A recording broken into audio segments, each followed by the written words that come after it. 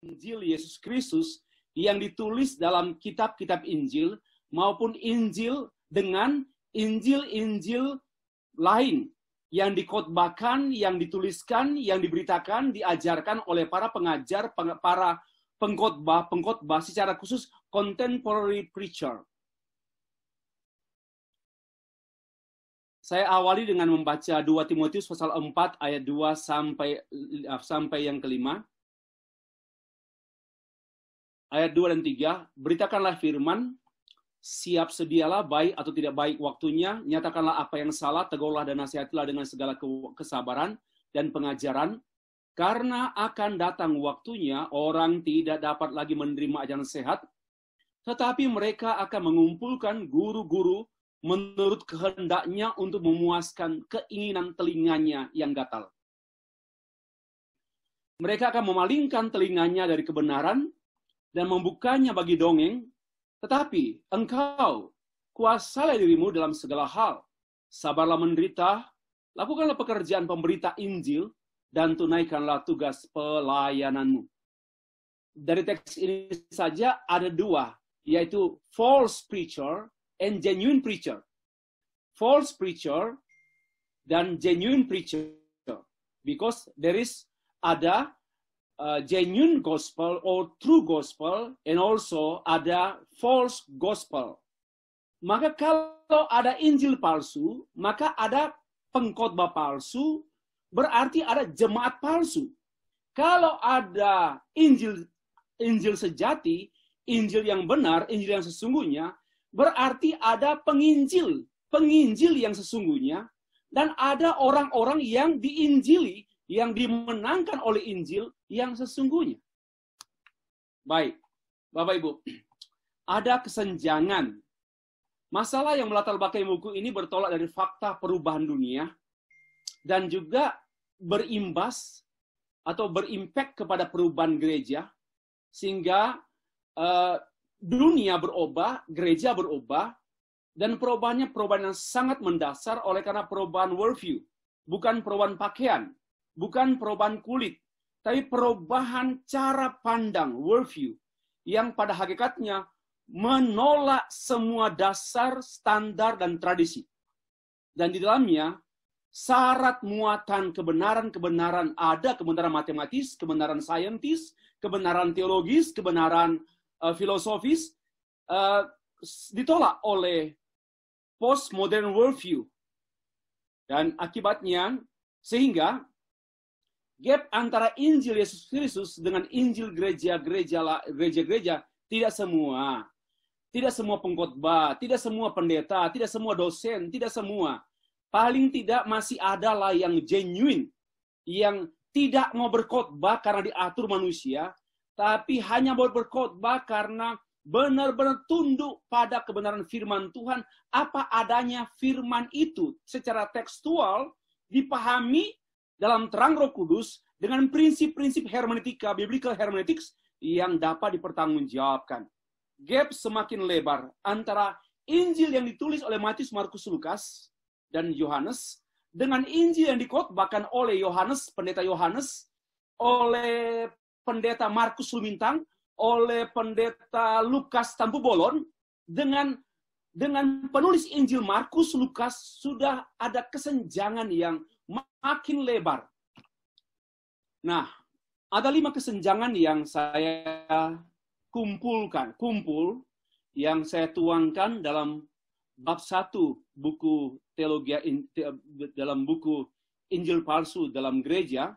Ada 5 kesenjangan atau gap. Yang pertama, kesenjangan antara si penulis Injil dan si pemberita Injil atau pengkhotbah. Injil menurut para penulis dan Injil para pengkhotbah semakin berbeda, bahkan semakin bertentangan.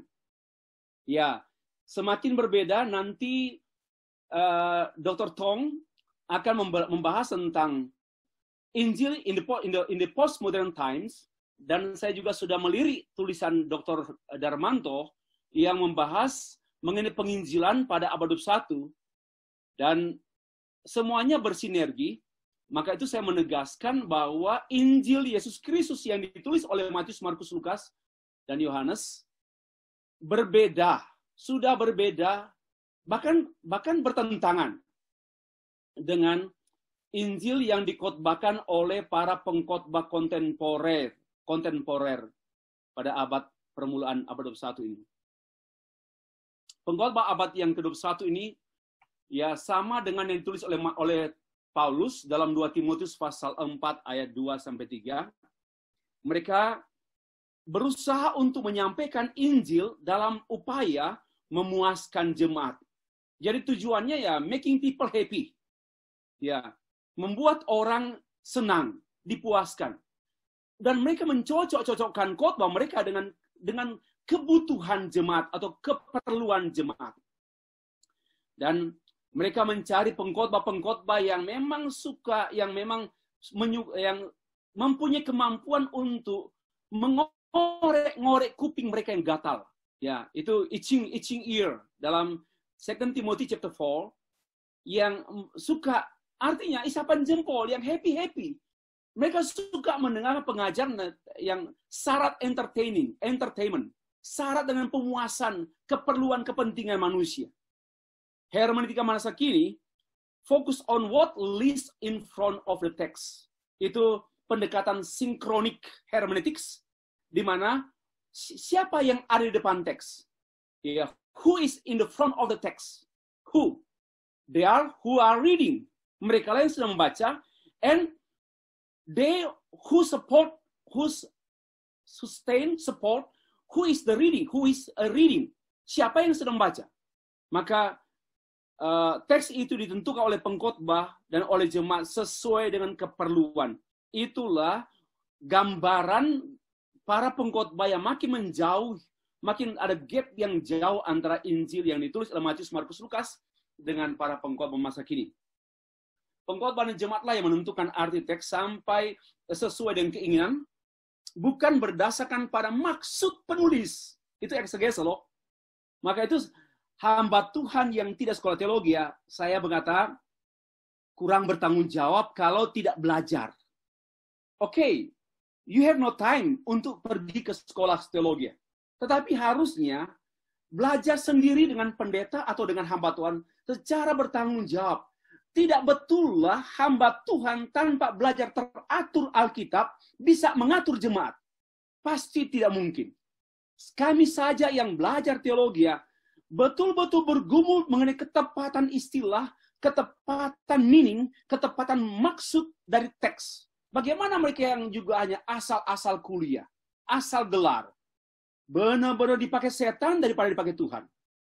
Kita saja yang berjuang untuk memahami the essence of the text dengan tidak mudah.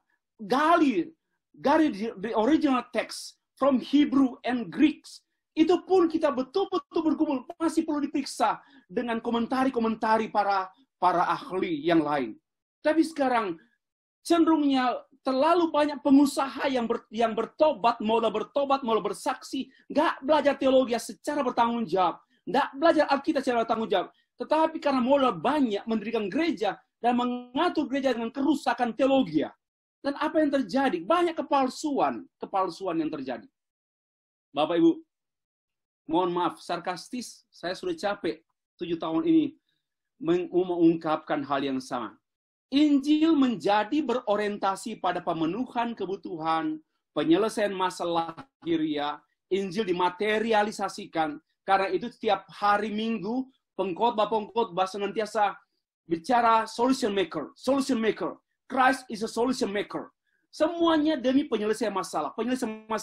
Kapan jemaat dewasa? Kalau terus khotbahnya penyelesaian masalah. Ini pendeta bermasalah dan jemaat bermasalah. Harusnya bangkit, naik lagi ke level berikut untuk menjadi terang, memberi, pikul salib. Mari. Tapi semua cenderungnya, dan jemaat suka dengan pengkhotbah dan gereja yang tiap hari Minggu, kalau khotbahnya syarat dengan topik-topik solution maker, pembuat penyelesai masalah, atau solution making, bukan membuat masalah, menyelesaikan masalah. Ya, Bapak Ibu yang dikasih Tuhan, Injil semakin ditinggalkan sehingga ada Ya, ada yang menyebut dirinya kaum Injili, tapi ambil doktornya hanya 2 bulan. Sorry ya. Kaum Injili punya 2 istri. Nggak sesuai dengan Injil. Kaum Injili, lembaganya, visinya Injil. Tapi cara pikirnya bukan Injil. Nama lembaganya Injil. Nama lembaga loh, Injil. Gereja Injil. Yayasan Injil. Tapi pola hidup, perilaku pemimpin mengerikan. Tidak ada Injil. Tata kelola lembaga yang namanya Injil, tapi tata kelolanya perusahaan. Dan sering menyebut-nebut Injil dalam khotbah. Tapi pikirannya bukan pikiran Injil, hanya istilah saja, Bapak Ibu. Nah, David Wells, dia menulis, itulah sebabnya alasan mengapa kata Injil dan Injili menjadi merosot masa kini, tambah tak bermakna. Kita tahu bersama siapa David Wells, seorang produktif writer or author yang banyak menulis tentang isu-isu terkini. Secara khusus dia menyoroti kelompok gerak evangelical yang membuat Injil merosot dan tak bermakna. Sering menyebut Injil dan Injili, tapi cara hidup dikuasai oleh Injil sukses, Injil bahagia yang bukan Injil. Injil telah diubah oleh gereja. Dan gereja lebih memihak yang bukan Injil. Itulah alasan pertama mengapa saya menulis buku ini. Yang kedua, alasan kedua, kedaulatan Injil dan ada gap antara kedaulatan Injil dan penginjil. Kesedihan kedua membuat gereja tidak berdaya karena terlalu menekankan atau fokus pada usaha penginjil dan penginjilan. Sesungguhnya orang yang benar-benar menerima Injil, memahaminya dan mengalaminya, pastilah menjadi orang giat. Tapi belum tentu orang giat menginjili adalah orang yang betul-betul mengalami Injil. Belum tentu. Tapi yang benar, orang yang menikmati Injil, mengalami Injil, menerima Injil, memahami Injil, dan ada istilah pastor sin, di mana Injil menjadi DNA, menjadi natur Injil, maka pasti dia menjadi giat dalam penginjilan. Tapi orang yang giat dalam penginjilan, belum tentu dia menjadi giat karena natur. Mungkin karena tanggung jawab, lebih ke beban, bukan karena Injil itu sendiri. Bapak Ibu, orang yang sangat giat, entah dengan usaha apapun, strategi, metode, namun bukan karena Injil, saya menyatakan sesungguhnya sia-sia. Memang ada hasil, orang dibaptis, orang percaya, nampaknya menjadi anggota gereja. Tapi saya mengatakan mereka adalah lalang. Mereka adalah lalang dalam gereja. Injil palsu pasti menghasilkan jemaat palsu, petua palsu. Injil lain pasti menghasilkan jemaat yang lain daripada yang lain, atau jemaat kelainan. Tanggung jawab manusia selalu ditinggikan sehingga meremehkan Injil, seperti menekankan orang-orang yang dianggap berkarunia. Kita undang pengkhotbah ini. Kalau dia khotbah, banyak orang bertobat. Karunia dia, karunia berkhotbah, karunia mentobatkan orang. Seolah meremehkan Injil. Menekankan, mengagungkan para karunia, kompetensi pengkhotbah. Mengandalkan strategi, metode-metode tertentu, harus begini, harus cara demikian. Kalau tidak cara demikian, maka orang itu tidak bertobat. Harus dengan metode ini, maka orang itu bisa bertobat. Ini namanya mengkerdilkan Injil, melook down, mengecilkan Injil. Doanya begini, Tuhan ini pekerjaanmu. Kalimat ini, saya ingat waktu saya ke restroom tadi. Saya berdoa begini, Tuhan ini pekerjaanmu. Lalu terbesit dalam pikiran, Stefri, betulkah itu pekerjaanmu? Yang International Theological Conference itu betul-betul pekerjaan Tuhan? Atau kamu hanya mencatat nama saya? Terlalu banyak orang mengklaim, ini pekerjaan Tuhan. Tapi pikirannya tidak Injili, tidak Injil. Nggak sesuai dengan Injil. Jadi sebelum konferensi berlanjut, saya sudah memeriksa diri Tuhan. Kalau motif tidak benar, luruskan Tuhan. Ya. Bicara Tuhan, ini pekerjaanmu. Terlalu mudah bicara, Lord, this is your works. Not mine. Not ours. But yours. Tapi Tuhan tanya, betulkah itu pekerjaanku? Apakah itu diurus sesuai dengan caraku, motifku, Injilku, kemauanku, kehendakku, hasratku? atau hanya meminjam nama Tuhan. Bentuk lain meremehkan Injil, yaitu Injil dan penginjilan bergantung pada yang diinjili. Orang-orang itu cerdas, mudah menerima Injil, gampang menerima penjelasan. Orang pandai katanya gampang dibuat penjelasan yang rasional. Maka itu orang pandai harus diinjili oleh mereka yang master, doktor, yang mempunyai IP tinggi. Bagi saya, konsep ini merendahkan Injil. Ya, menginjil orang-orang cerdas harus filsuf, harus belajar teologi yang kuat. Mungkin mereka bisa terima Injil, tapi cara pikirnya boleh jadi tidak Injil palsu, tidak Injil murni. Atau gampang membuat orang-orang ini lemah, gampang bertobat. Atau mereka itu ramah-ramah, ya. Orang Jawa itu ramah, gampang diinjili. Tapi kalau orang dari suku itu tertutup, ngeri, itu susah diinjili. Ini pun memang secara sosiologis, secara antropologis, betul susah, betul mudah.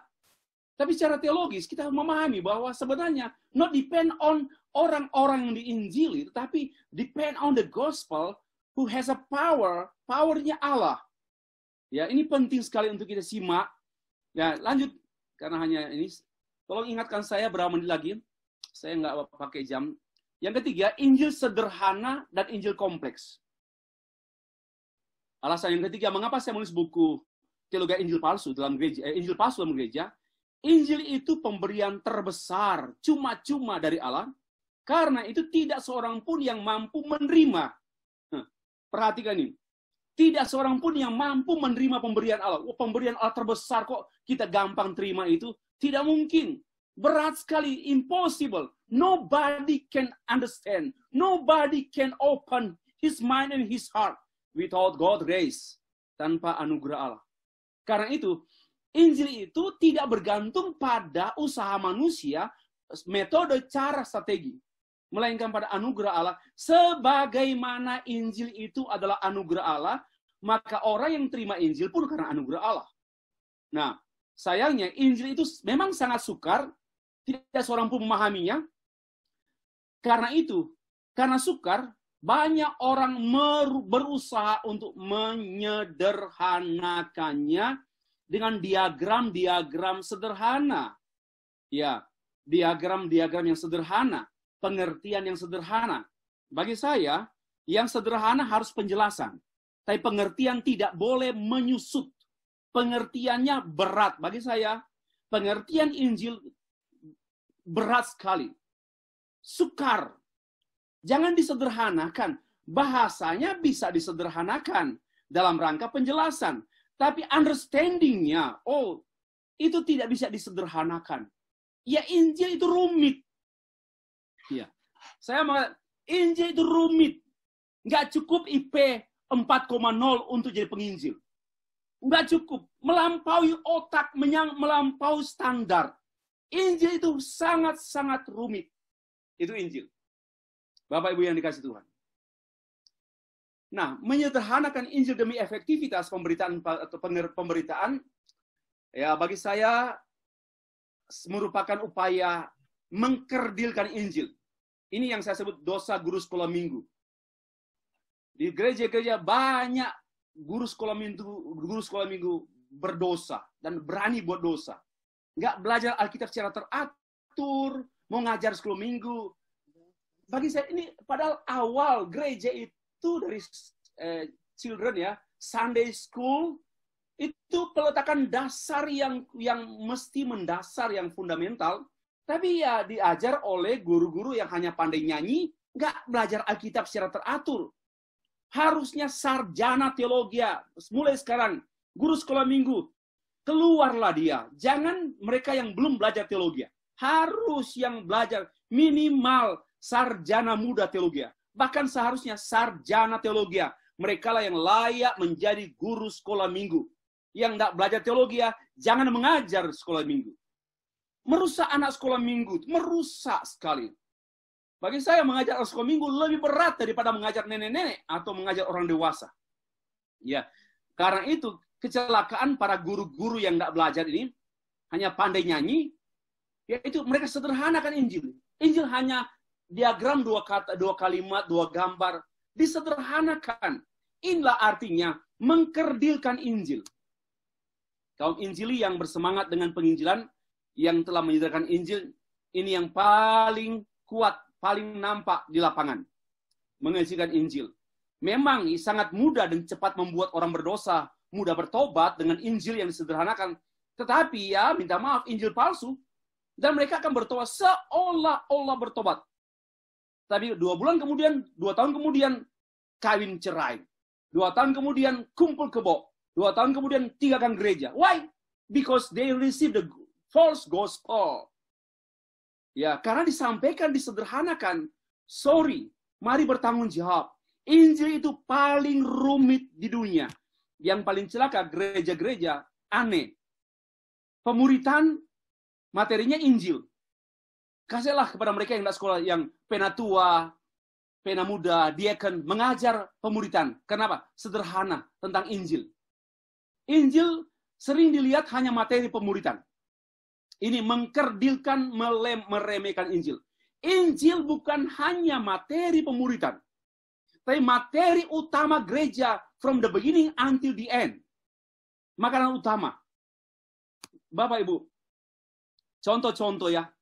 Asal percaya saja. Ini cara-cara, memang betul, percaya Tuhan Yesus itu betul hanya percaya saja. Tapi kadang-kadang ini membuat orang mentalnya asal percaya saja. Asal percaya Injil murahan. Asal percaya. Memang betul kalimat ini, tetapi dimengerti dalam pengertian asal percaya saja karena anugerah Injil yang sukar, yang hanya dibuat mengerti oleh Roh Kudus. Tapi jangan asal percaya sajalah, murahan, gampangan. Atau biasanya pendidikan rendah penginjil, tidak perlu studi pada jenjang. Di mana ada enggak mahasiswa? Saya mau jadi penginjil, oleh karena saya mau sekolah doktor, mau ambil program doktor, karena saya mau jadi penginjil. Saya belum pernah mendengar kalimat ini. Kalau ada seorang mahasiswa yang berkata, saya mau kuliah mau ambil studi doktoral, karena saya mau jadi penginjil. Saya belum pernah mendengar. Padahal Injil itu rumit sehingga tidak seorang pun paham. Kecuali Roh Kudus yang membukakannya. Ini teologinya. Pasien tidak pernah diberitahu mengenai sakit penyakit. Yang penting obat saja. Samalah dengan pengkhotbah sekarang atau penginjil. Ya, sampaikan saja obat. Tuhan Yesus solusi. Tuhan jalan. Tapi tidak pernah menyampaikan Injil seutuhnya. Tentang dosa, natur dosa, hakikat dosa, dan sebagainya. Dan tentang Injil seutuhnya. Hanya obat yang diberitahukan. Manjur. Tidak ada duanya. Yesus itu tidak ada duanya. Yesus itu satu-satunya. Hanya itu. Sorry, itu bukan Injil. Ya. Injil itu lengkap, utuh. Tidak hanya kalimat-kalimat slogan. Yesus satu-satunya jawaban. Betul. Tapi tidak sedangkal itu. Injil sederhana bukanlah Injil. Mengikut Tuhan secara sederhana dan gampangan bukan pengikut Tuhan. Mengikut Tuhan jangan bohongi jemaat. Ikut Tuhan jadi mudah dan gampang. Itu penipu. Harusnya begini. Ikut Tuhan berat sekali, pikul salib, tapi jangan lupa Tuhan ikut memikul. Ya. Ini penting. Jangan membuat semuanya dengan teologi sukses, teologi setan-setan itu. Teologi Injil, teologi yang rumit, berat, tetapi Injil itu berkuasa sehingga everyone who believe in the gospel has a power to do it, to hidup seperti Injil karena the power of the gospel itself. Nah, yang keempat, gap tugas terbesar, ketaatan terkecil. Mohon maaf, tugas Pak. utama Tuhan Yesus. Berapa menit lagi? Tinggal 7 menit lagi. Oke, terima kasih. Tugas utama Tuhan Yesus Kristus pun adalah memberitakan Injil. Tolong periksa. Saya baru meneliti Injil Markus. Ternyata sesungguhnya tugas utama Tuhan Yesus adalah memberitakan Injil. Ya. Dan tugas utama gereja pun namanya amanat terbesar, amanat agung, yaitu amanat memberitakan Injil.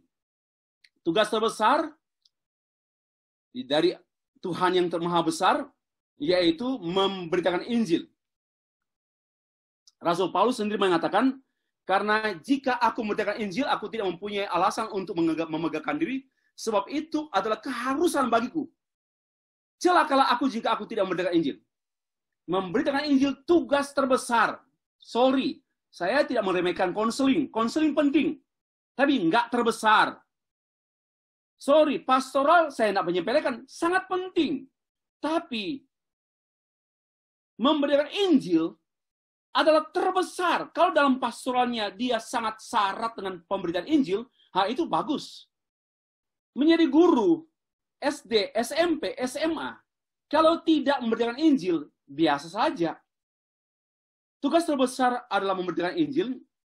Kenyataannya dari 5 tugas gereja, apa tugas yang paling dilalaikan? Persekutuan, persekutuan, diakonia, marturia, dan sebagainya, didaskalia, dan nampaknya marturia adalah tugas yang paling dilalaikan dari 5 tugas gereja, yang paling tidak ditaati. Hasil penelitian bilangan Research Center, salah ketik ya, Center, pada tanggal 30 Januari 2018 saya hadir di sana. Dalam 10 tahun terakhir ini mereka berpendapat bahwa pertumbuhan gereja karena perpindahan 42,3%. Pertumbuhan gereja karena kelahiran biologis ada 28,1%. Hasil penginjilan dalam 2 tahun ini hanya 2,1%. Berarti gereja-gereja Indonesia tidak menginjili. Apa artinya? Sedang, ini yang saya sebut, tugas besar, ketaatan kecil. Itulah gap. Anggarannya juga begini. Anggaran program penginjilan gereja sangat kecil, hanya 3%. Ini hasil riset, Bapak Ibu. Bukan hasil perasaan. Hasil penelitian bilangan Research Center. Ya, gereja tidak serius dengan penginjilan. Gereja tidak taat dengan tugas utama. Itulah wajah gereja masa kini. Tidak semua, minimal gereja Bapak Ibu masih sehatlah. Coba ya. Pastor, pendeta, lebih tinggi dari penginjilan evangelis, termasuk gajinya.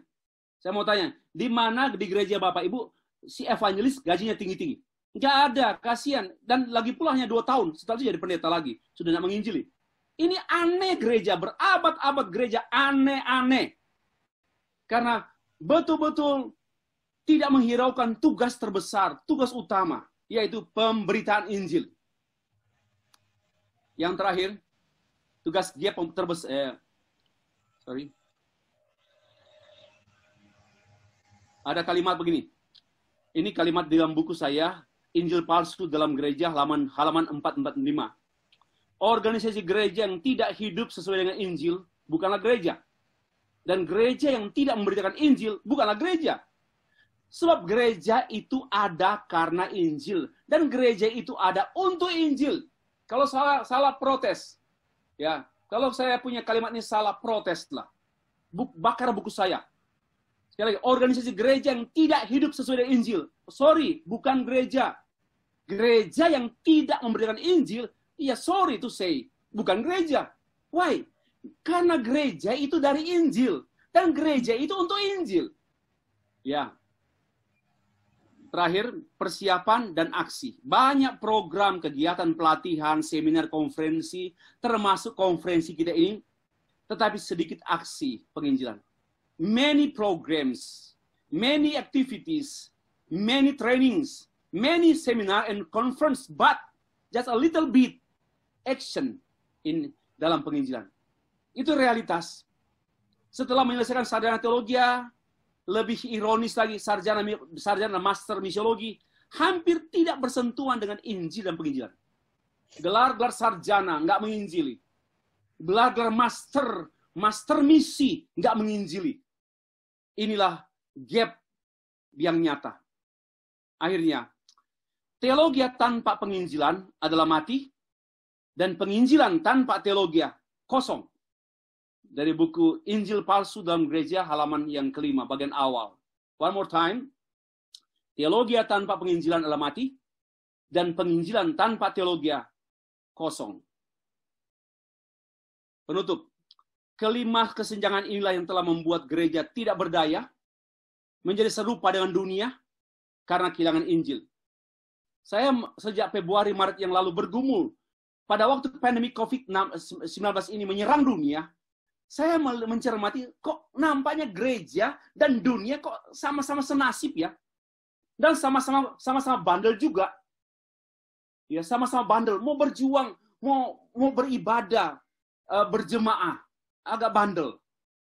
Atau tidak mengikuti protokol.